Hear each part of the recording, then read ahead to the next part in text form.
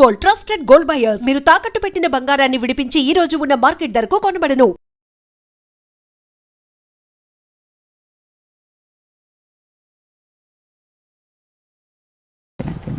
కానీ మీరు అప్పుడు మీ గురువు గారు చెప్పినట్టుగా మీరు సన్యాసాశ్రమం తీసుకున్న తర్వాత ఆల్మోస్ట్ 20s మీరు తీసుకున్నారు. ఎస్.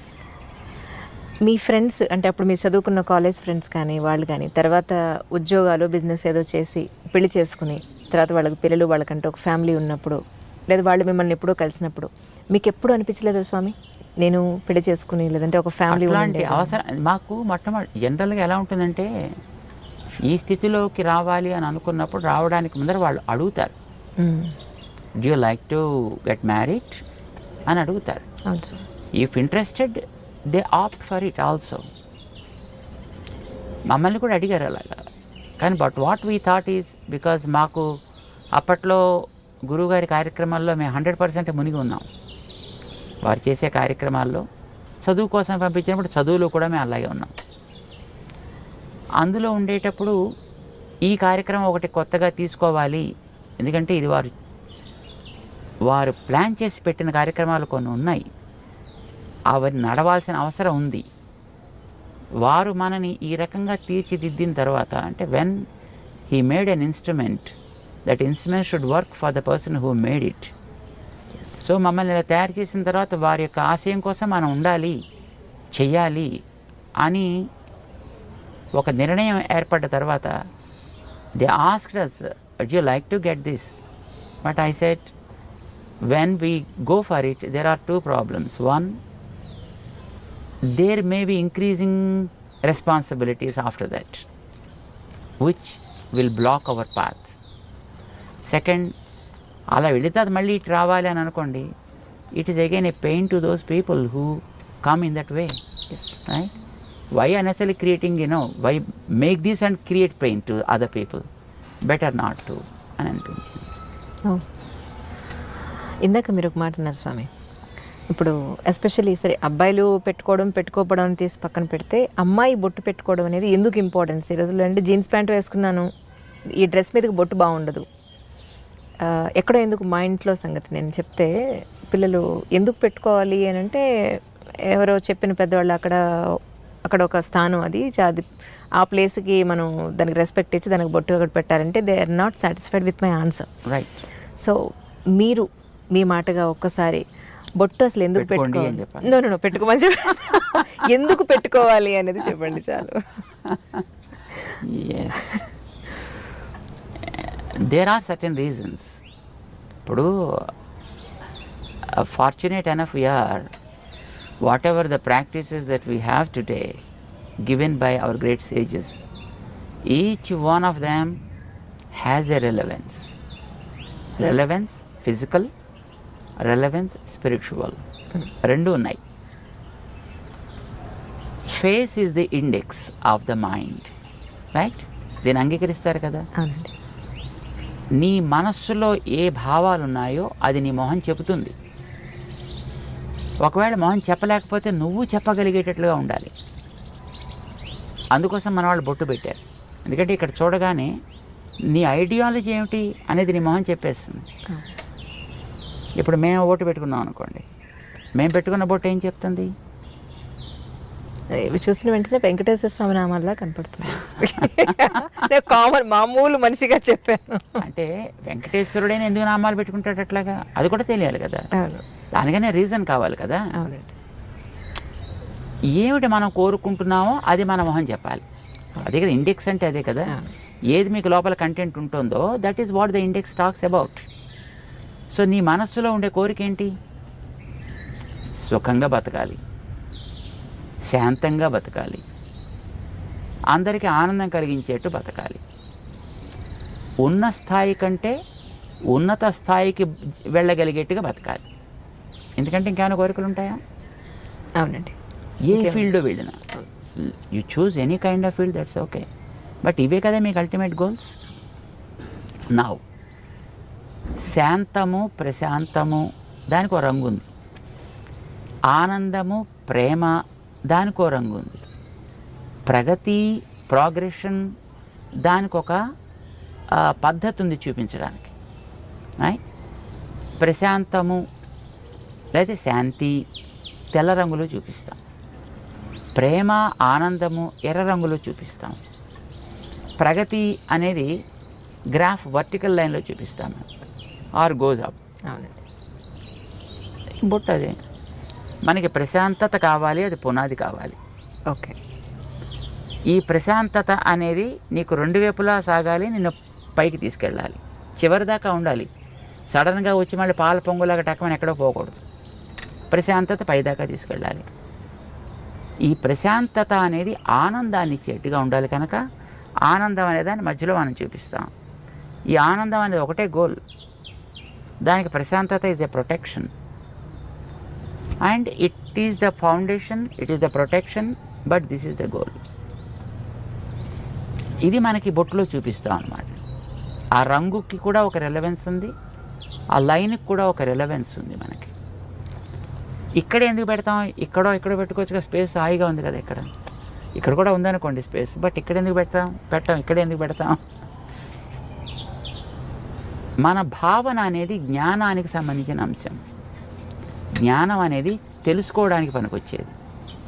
తెలుసుకోవడానికి పనికొచ్చే ఇంద్రియం మన దేహంలో కన్ను భౌతిక రూపాలు చూస్తుంది, జ్ఞానం ఆంతర రూపాలను చూపిస్తుంది. సో జ్ఞానానికి కన్ను గుర్తయితే ఈ కంటి మధ్య భాగం మన జ్ఞాన ప్రకాశానికి ఆధారము. So start something from here and take it towards your goal. It should be upward always, but protected by peace and సాత్విక్. ఇది ఒక గుర్తు. ఇది ప్రతివాడు ఏం కోరుకుంటాడు చెప్పండి? అసలు ఎవరైనా కామన్గా ఆధ్యాత్మికం అని పక్కన పెట్టేయండి, ఎవరైనా ఏం కోరుకుంటారు? మగవాళ్ళు కానీ ఆడవాళ్ళు కానీ అందంగా ఉండాలి కోరుకోరా? అందంగా ఉండాలి ఎవరైనా కోరుకుంటారు.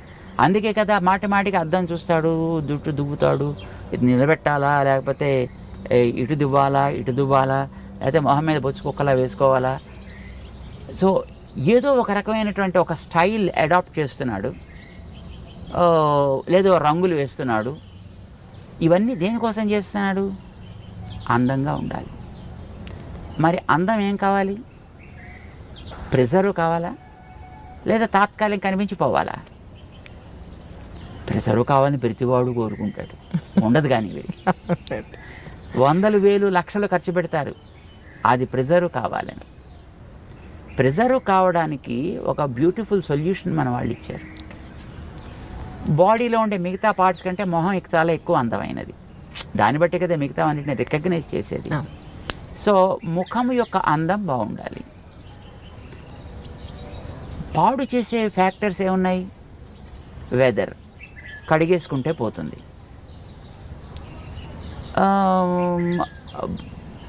నీరసం, తింటే పోతుంది, లేదా తాగితే పోతుంది. కానీ ఒక వ్యక్తి యొక్క చూపు వల్ల కలిగేటటువంటి ప్రభావం వీటి వల్ల పోదు. ఓకే. మనిషి చూపు వల్ల కూడా కొన్ని ప్రభావాలు ఉంటాయి. చూపు is very very powerful.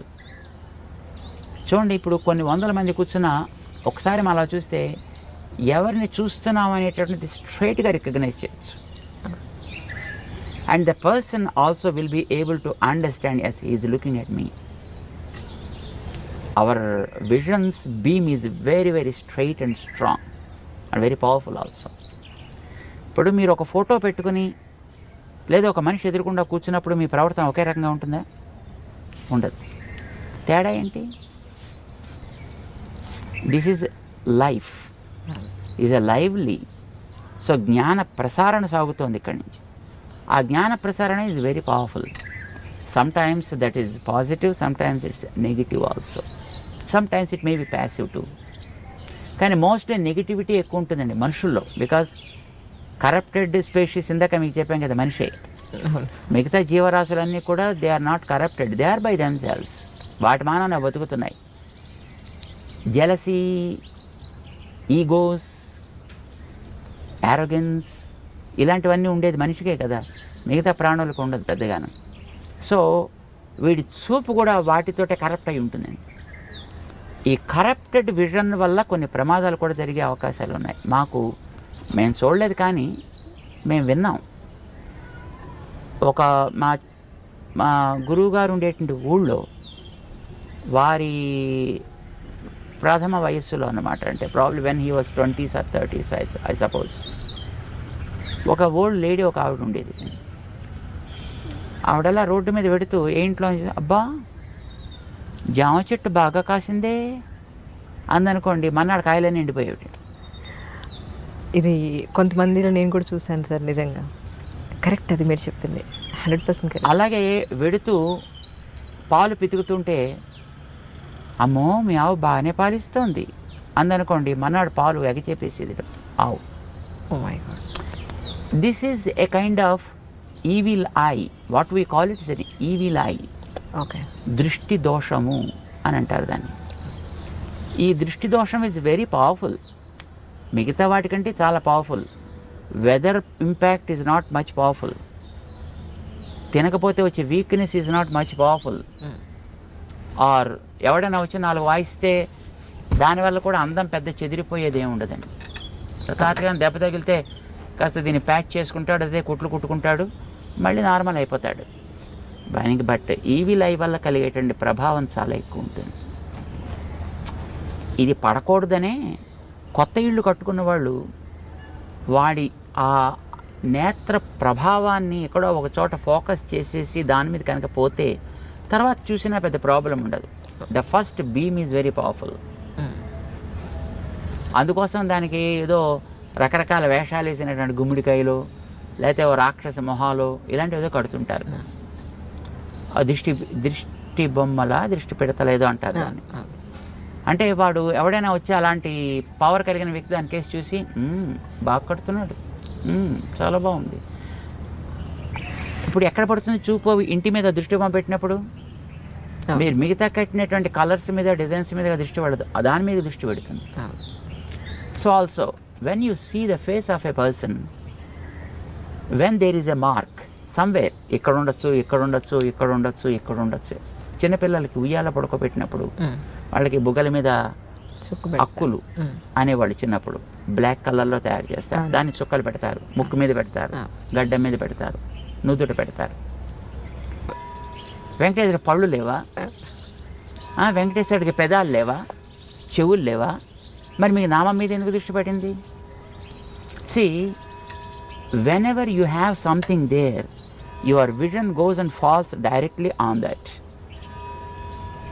And when it falls on that, then the impact, the evil impact of the vision is gone. ఇంకా తర్వాత వాడు మిగతా పార్ట్స్ చూసినా దానివల్ల పెద్ద ప్రమాదమే ఉండదు. అందం నాకు బాగుండాలి అని అనుకునేటటువంటి ఒక శ్రద్ధ కలిగిన వ్యక్తి నిజంగా వాడికి ఆ కన్సర్న్ కనుక ఉన్నట్టయితే ఎక్కడ అందం ఉందో అక్కడ ఒక ప్రొటెక్షన్ ఏర్పాటు చేసుకోండి ఇలాంటి వాటి నుంచి దాన్ని రక్షించడానికి. చెవులు అందంగా ఉండాలనుకున్నారని చెవులకి దుద్దులు పెట్టారు. ఓకే. మెడ అందంగా ఉండాలనుకున్నారు కానీ అదేదో మెడ శంఖంలో ఏదో ఉంటుంది. అందంగా ఉండాలనుకున్న వాళ్ళు మెడలో నెక్లెస్ పెట్టారు. భుజాలు అందంగా ఉండాలనుకున్న భుజకీర్తులు పెట్టారు. చేతులు అందంగా ఉండాలనుకున్న వాళ్ళు గాజులు పెట్టారు, కంకణాలు పెట్టారు. వేళ్ళు అందంగా ఉండాలనుకున్న వాళ్ళు ఉంగరాలు పెట్టారు అక్కడ. నడు అందంగా ఉండాలనుకున్న వడ్డాణాలు పెట్టారు అక్కడ. కాళ్ళు అందంగా ఉండాలనుకున్నారు, దానికి గజ్జలు ఏవో పెట్టారు దానికి. సి, ప్రతి భాగంలో కూడా ఏది వాళ్ళు ప్రొటెక్ట్ చేయాలనుకున్నారో ఆ ప్రొటెక్ట్ చేయడం కోసం అని చెప్పి అక్కడక్కడ తేజస్ సంబంధమైన ఒకటి పెట్టారు. ఆ పెట్టేది కూడా తేజస్తో సంబంధించింది. తేజస్సు ఈజ్ గోల్డ్.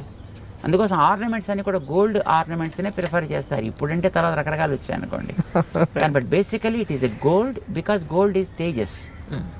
బంగారం మామూలుగా మట్టి సంబంధమైనది కాదు, అది తేజస్ తత్వానికి సంబంధించింది. దాంతో చేసిన వాటిని అక్కడక్కడ రక్షణ కోసం పెడతారు.